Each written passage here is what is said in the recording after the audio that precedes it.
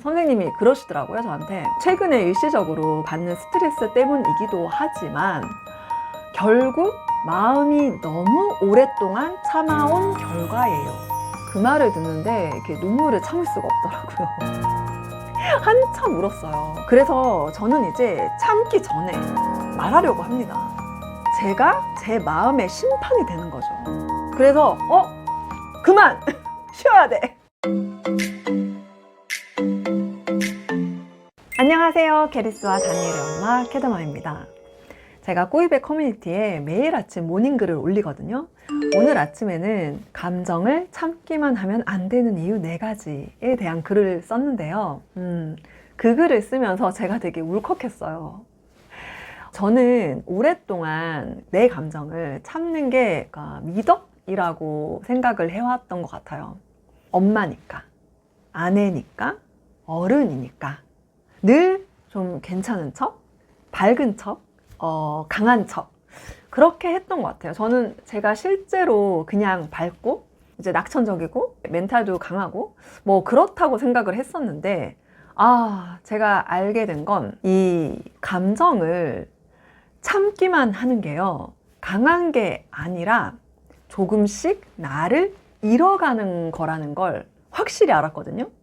근데 마침 제가 오늘 아침에 읽은 이 책에서 기분이 태도가 되지 말자 여기에 딱 그 내용이 나와서 제가 그거를 모닝글로도 올리고 오늘 또 영상으로 제대로 이야기를 좀 나눠보려고요. 여러분, 감정을 참기만 해서는 안 됩니다. 자, 그 4가지 이유. 첫 번째는요, 함부로 판단당합니다.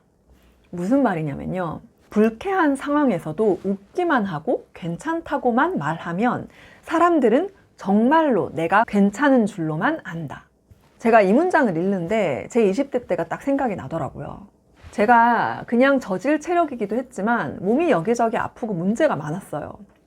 그래서 이런저런 검사를 많이 했었는데 다 정상이라는 거예요. 근데 저는 항상 아프고 너무 피곤하고 너무 힘들었거든요. 그래서 한의원에 갔어요. 용하다는. 근데 그 한의원 원장님이 되게 괴짜였던 기억이 나고요. 그분이 제가 기분이 나쁠 만한 어떤 말을 하셨어요, 일부러. 근데 제가 그 말은 기억이 안 나는데 그 말을 듣고 제가 겸연쩍어 하면서 그냥 웃었거든요. 웃으면서 그 말을 그냥 넘겼어요. 근데 그때 이 원장님이 정말 호통을 치시는 거예요. 왜 웃냐고. 지금 웃을 상황이냐고. 제가 이제 당황을 했죠. 근데 저는 사실 제가 민망하거나 좀 기분이 나쁜 어떤 그런 상황이 있을 때 저도 모르게 웃어요. 그 상대방이 되려 기분이 나쁠까봐? 그러니까 이게 되게 황당하죠. 그 사람이 나를 기분 나쁘게 했는데 근데 저는 혹시 그 사람이 기분 나쁠까봐 웃어주는 거예요. 너무 황당하지 않나요?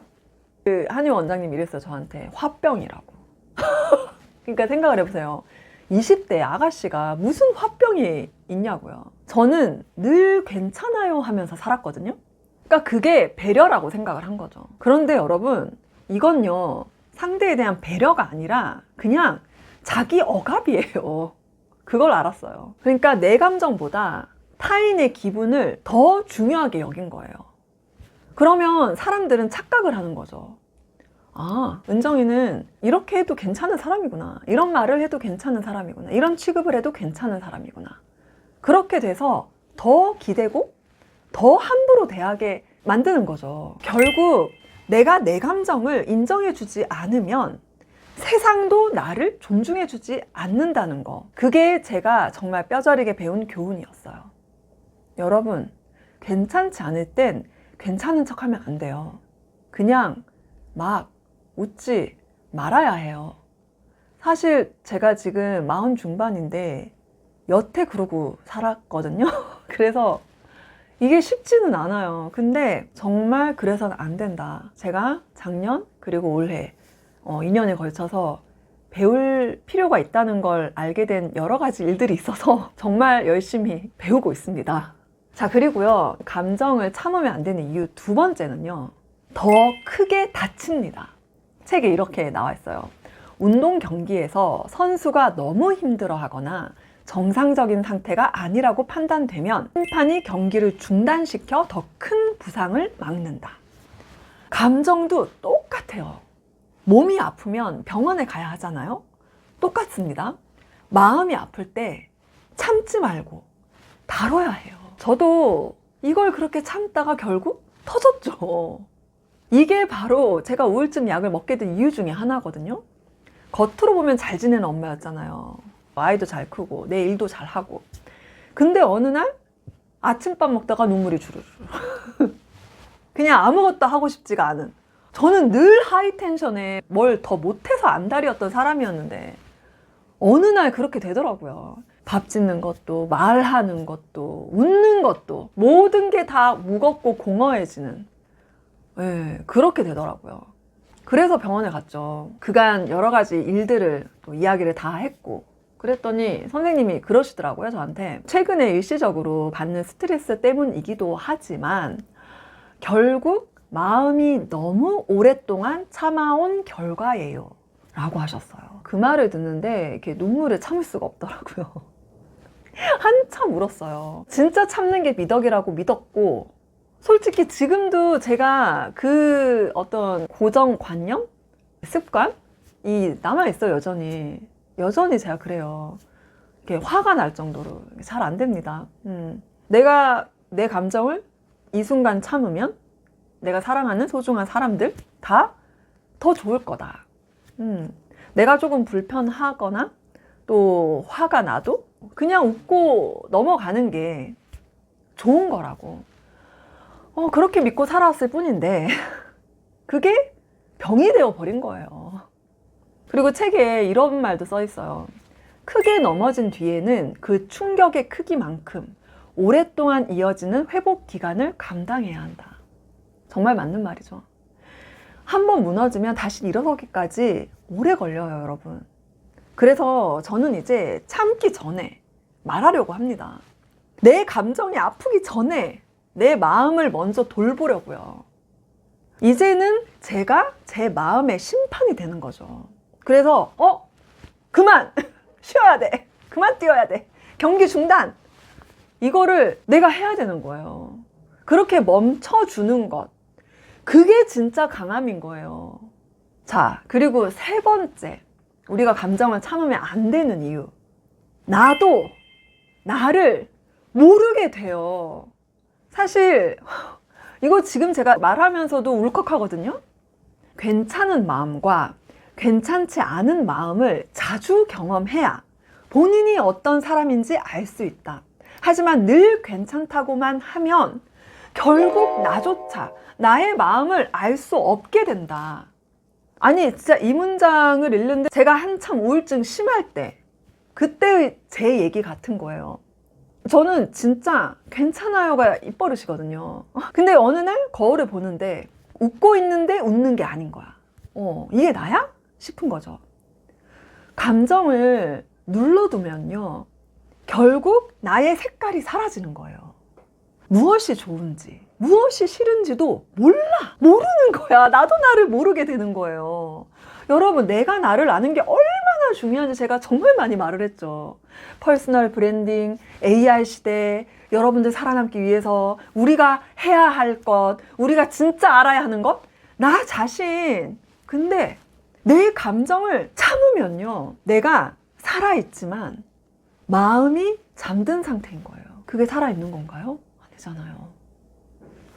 자, 그리고 네 번째, 감정을 참으면 안 되는 이유. 네 번째, 좋은 것도 참게 됩니다. 이것도 진짜 슬픈 얘기인데요. 일단 책에 이렇게 나와 있어요. 나쁜 것을 참는 습관이 들면 좋은 상황이 와도 그것을 참게 된다. 무슨 말이냐면 굉장히 즐거운 일이 있는데 못 즐거워하는 거예요. 얼마나 슬퍼요. 제가 이 문장 읽는데 그럴 수도 있겠다 싶은 게, 사실 저는 다행히 아직 이 네 번째 단계까지는 안 온 거예요. 제가 1, 2, 3까지는 3도 약간 올랑말랑 하는 상태인 거죠. 그렇지만 제가 만약에 계속 이렇게 내 감정을 억누르고 살면 언젠가는 진짜 이렇게 될 수도 있겠다, 이런 생각이 들더라고요. 저는 약간 타고난 천성 같기도 하고요. 기본적으로 되게 단순하고 해맑은 편이에요. 그래서 좋은 일이 생기면 금방 해벌쭉해지는 그런 사람이거든요. 막 화가 나 있더라도, 되게 심각한 고민을 하다가도 누가 이렇게 맛있는 거 사주면 바로 이렇게 웃어버리는 이런 사람 있잖아요. 바로 풀려버리는 이런 성격이라서 그나마 다행인 거죠. 아직까지 좋은 것도 참는 단계까지는 안 간 거죠. 근데 만약 계속 억누르고 산다면 기쁜 일 앞에서도 아무 감흥이 없었을지도 모른다는 거예요. 아, 정말 너무 슬프지 않나요, 여러분? 그래서 지금 이 느낄 수 있는 나를 잃지 않으려고 합니다. 여러분도 제발 잃지 마세요. 웃고 싶을 때 웃고, 감사할 땐 바로 말하고, 좋아하는 사람에게는 좋다고 표현하고, 그게 나를 살리고 아이에게도 감정이 살아있는 엄마를 보여주는 일이라고 믿습니다. 행복의 방법을 잃지 않으려면 감정을 억누르지 않아야 해요. 지금 이렇게 느끼고 이렇게 말할 수 있는 것 자체가 이미 회복의 증거인 거죠. 정말 참는 것이 능사가 아니다. 사람의 몸이 아프면 병원에 가듯 감정도 그렇게 다루어야 한다. 누군가의 엄마, 자식, 직책을 가진 사람이기 이전에 당신도 한 명의 사람이라는 걸 잊지 말아야 한다. 이 문장이 진짜 저를 일으켜줬는데요. 엄마이기 전에 저는 저예요. 여러분은 여러분입니다. 그걸 잊으면 안 돼요. 감정은 약함이 아니에요. 그건 살아있다는 증거거든요. 화가 나면 이유가 있는 거고요. 서운하면 그만큼 감정이 있다는 증거라고요. 좋은 거예요. 이제는 제 감정에게 이렇게 말합니다. 괜찮아. 너 그렇게 느낄 수 있어.